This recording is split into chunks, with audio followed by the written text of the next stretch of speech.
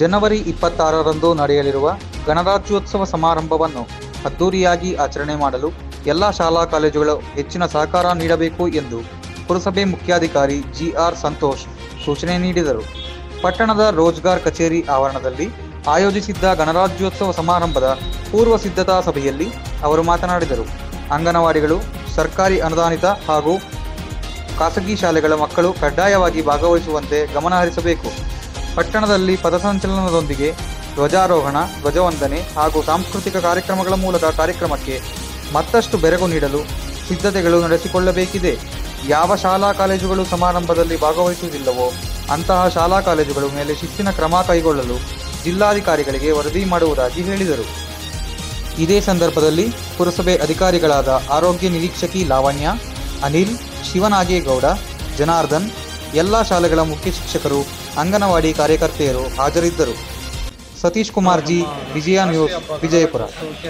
ಈ ಕಾರ್ಯಕ್ರಮ ಅತ್ಯಂತ ಯಶಸ್ವಿಯಾಗಿ ನಡೆಯೋದಕ್ಕೆ ವಿಜಯಪುರದ ಎಲ್ಲ ನಾಗರಿಕರು ಕೈ ಜೋಡಿಸಿ ಕಾರ್ಯಕ್ರಮವನ್ನು ಯಶಸ್ವಿಗೊಳಿಸಬೇಕು. ಅದೇ ರೀತಿ ವಿಜಯಪುರದ ಎಲ್ಲ ಶಾಲಾ ಮಕ್ಕಳು ಹಾಗೂ ಶಿಕ್ಷಕರು ಈ ಒಂದು ಕಾರ್ಯಕ್ರಮಕ್ಕೆ ಹೆಚ್ಚಿನ ಸಂಖ್ಯೆಯಲ್ಲಿ ಭಾಗವಹಿಸಿ ಕಾರ್ಯಕ್ರಮವನ್ನು ಅತ್ಯಂತ ಯಶಸ್ವಿಯಾಗಿ ನಡೆಸಿಕೊಳ್ಬೇಕು.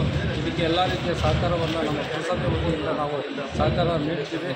ಹಾಗಾಗಿ ಎಲ್ಲ ಮಕ್ಕಳು ಈ ರಾಷ್ಟ್ರೀಯ ಕಾರ್ಯಕ್ರಮಕ್ಕೆ ಆಗಮಿಸಿ ಕಾರ್ಯಕ್ರಮವನ್ನು ಯಶಸ್ವಿಗೊಳಿಸಬೇಕು ಅಂತ ತಮ್ಮಲ್ಲಿ ಇವತ್ತು ನಮ್ಮ ಪುರಸಭೆ ವತಿಯಿಂದ ಗಣರಾಜ್ಯೋತ್ಸವ ಆಚರಣೆ ಬಗ್ಗೆ ಎಲ್ಲ ಶಾಲಾ ಪ್ರಾಂಶುಪಾಲರುಗಳಿಗೆ ಹಾಗೂ ಅವರ ಸಿಬ್ಬಂದಿ ವರ್ಗದವರಿಗೆ ಸಭೆಯನ್ನು ಏರ್ಪಡಿಸಲಾಗಿದೆ. ಆ ಸಭೆಯಲ್ಲಿ ಎಲ್ಲ ಏನು ಪಥಸಂಚಲನ ವಿಜಯಪುರ ರೋಡ್ ಶೋ ಪಥಸಂಚಲನದಲ್ಲಿ ಎಲ್ಲ ಶಾಲೆ ಮಕ್ಕಳು ಭಾಗವಹಿಸಬೇಕು ಅಂತ ಒಂದು ಪುರಸಭೆ ವತಿಯಿಂದ ಒಂದು ಸೂಚನೆ ಕೊಟ್ಟಿದ್ವಿ. ಹಾಗೂ ನಮ್ಮ ಸದಸ್ಯರು ಸಹ ಅವರು ಸಹ ಒಂದು ಸೂಚನೆ ಕೊಟ್ಟಿದ್ದಾರೆ. ಅದರಂತೆ ಎಲ್ಲ ಶಾಲಾ ಮಕ್ಕಳು ಪಥಸಂಚಲನಕ್ಕೆ ಕಾರ್ಯಕ್ರಮಕ್ಕೆ ಭಾಗವಹಿಸ್ತೀವಿ ಅಂತ ತಿಳಿಸಿದ್ದಾರೆ. ಮತ್ತು ಹಾಗೂ ಏನು ಈ ಗ್ರೌಂಡಲ್ಲಿ ಏನಿದೆ ಎಲ್ಲ ಶಾಲಾ ಮಕ್ಕಳಿಗೆ ತಿಂಡಿ ವ್ಯವಸ್ಥೆ ಸಹ ಮಾಡಿದ್ದೀವಿ.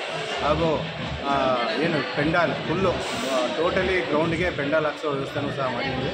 ಅದನ್ನು ಎಲ್ಲ ಗಣರಾಜ್ಯೋತ್ಸವಕ್ಕೆ ಪಾರ್ಟಿಸಿಪೇಟ್ ಮಾಡಬೇಕಂತ ಈ ಮೂಲಕ ಅನ್ಕೊಳ್ತೀವಿ.